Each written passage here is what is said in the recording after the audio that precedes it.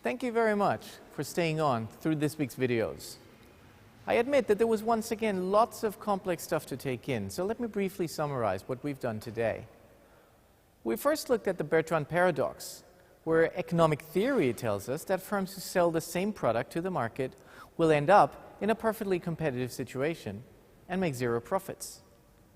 In reality, however, we see that there are some aspects that lower the competitive pressure and enable firms to make positive profits. Firms do not have to take these aspects as given, but they can actively influence them in their favor. They could play the game with infinite repetitions. They could limit their capacities. They could increase the switching cost or differentiate their products. And this very last aspect is of particular importance, and so we took some time to discuss this in more detail. We looked at horizontal product differentiation and consumers with heterogeneous preferences. We also analyzed vertical product differentiation and consumers with money constraints or different willingnesses to pay for quality. Particularly interesting in this context is that not only those firms that offer high quality at high prices, but also the firms with low quality products and affordable prices can make profits. In the second part of the lecture, we looked at 3 generic strategies that firms can implement in order to create a defendable position and outperform competitors. They can either become a cost leader, differentiate their product, offer something unique and charge high prices. Related to this is the strategy of focusing on a particular buyer group, product line, or geographical market.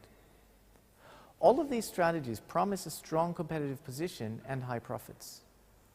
It's important that companies do not try to implement all of these strategies at the same time, because in this case they can get stuck in the middle and profits are at risk. In some special circumstances, however, firms might be successful in pursuing multiple strategies simultaneously, and that's what we call ambidexterity. What we've learned today is of particular relevance for business decisions and can be implemented in practice. Wow, this is the very last wrap-up video, and indeed the very last video for this course. So what's left to say now is thank you very much for staying on throughout the whole course. Thank you for doing the weekly quizzes, and thank you for actively participating in the forums. I really do hope that you enjoyed the course as much as I did, and I'd be very grateful for your feedback, and if you found the course useful and fun. It's really been a pleasure for me. So by now, you should be familiar with the most important tools of game theory. You should be able to think about business situations in a systematic way. And you should be able to understand the story behind the story. Now, for the course, there's only one thing missing, and that's the final exam.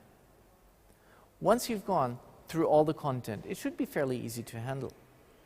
If you do want to prepare some more, though, go through the weekly quizzes again, discuss with your fellow participants, and then the final should be a piece of cake. Once again, let me thank you all for joining me in this adventure and for sticking through it. Now, all that's left to figure out is what to do every week. Maybe another course? But that's it for me and for competitive strategy. Cheers for now, and all the best.